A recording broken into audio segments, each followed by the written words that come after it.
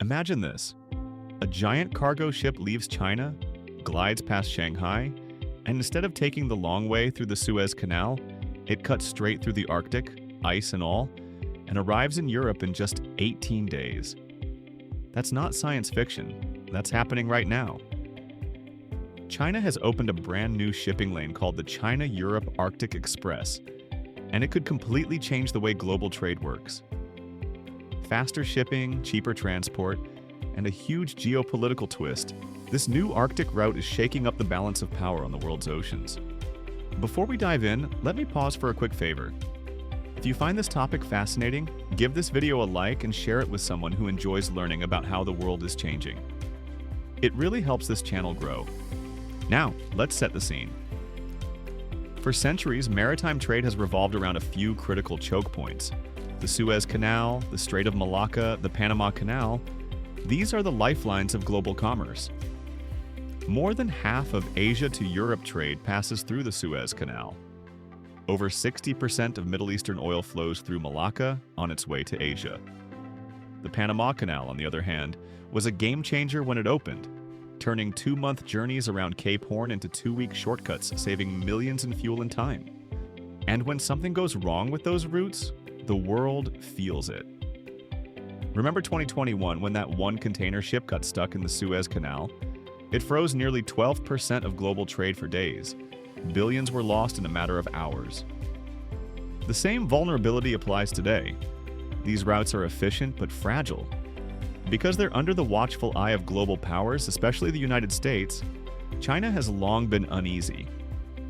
For a nation that thrives on exports and depends heavily on imported oil and gas, being at the mercy of someone else's waterways is a dangerous gamble. Enter the Arctic. On September 20th, China officially launched the China-Europe Arctic Express, a brand new shipping route. A ship left Ningbo, stopped at Qingdao and Shanghai, then cruised directly through Arctic waters to Europe, docking at major ports in the UK, Netherlands, Germany, and Poland. Total time? Just 18 days. To put that into perspective, the old Suez route covers nearly 12,800 nautical miles. The Arctic Express trims that down to between 8,000 and 8,900 nautical miles, a reduction of about 30%. That means faster deliveries, cheaper fuel, and more flexibility. But this isn't some random one-off experiment. China and Russia have been laying the groundwork for years. Back in 2022, China's Haiyu Shipping Company started developing polar shipping technology.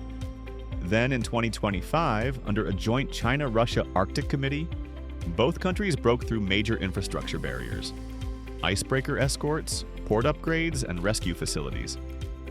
That teamwork laid the tracks for the official opening of this route. And here's where it gets interesting. This Arctic Express isn't just about saving time. It's about sidestepping U.S. leverage over global trade. For decades, Washington has wielded influence over critical waterways like the Panama Canal. In fact, in late 2024, former President Trump went so far as to call the canal a national security issue, and even floated the idea of military action to ensure it wouldn't slip under Chinese influence. At the same time, U.S. policies have raised port fees for Chinese vessels and pressured Panama to cut ties with Chinese firms. The strategy was clear: make shipping more expensive and more difficult for Beijing. But with the Arctic Express, China has essentially said, "Thanks, but we don't need your lanes anymore." It's an alternative route outside U.S. control, and it makes sanctions or port restrictions far less effective. That's a massive geopolitical shift. Energy plays a huge role too.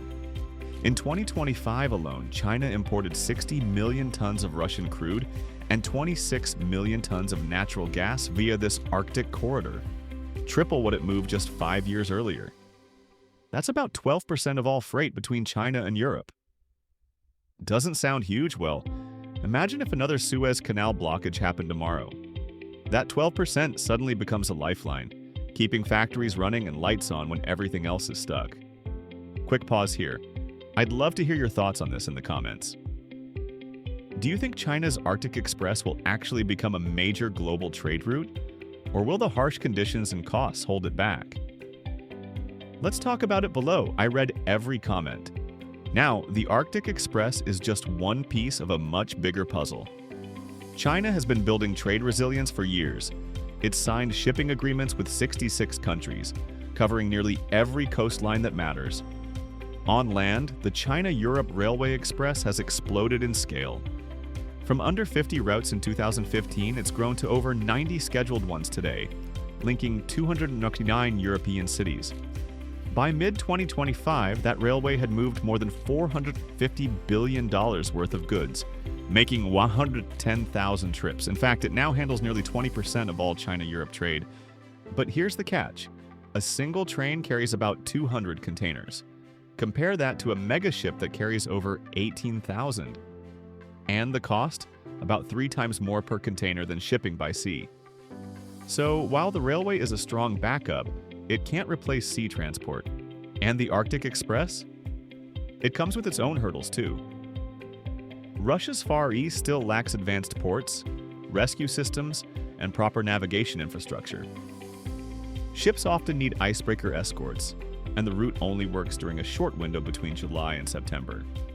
Even with climate change accelerating ice melt, year-round navigation isn't expected until around 2050.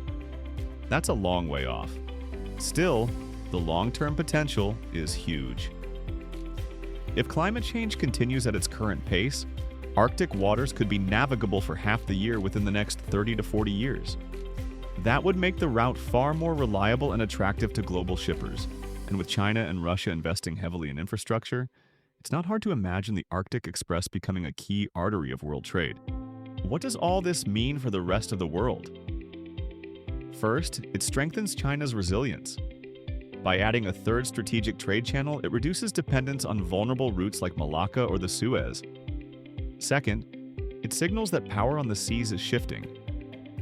For decades, the US and its allies had the upper hand. But now, China is building its own pathways outside their control. And third, it forces other nations to start thinking, do we adapt and invest in Arctic shipping too, or risk being left behind?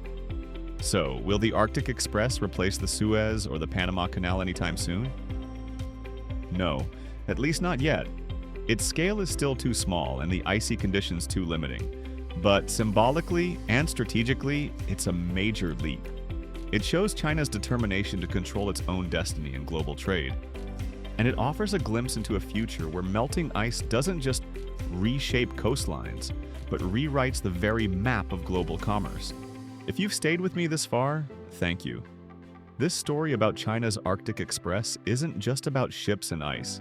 It's about resilience, power, and how nations prepare for tomorrow's challenges. And it's a story that will keep evolving as climate change and geopolitics collide in the decades to come. So let's wrap it up.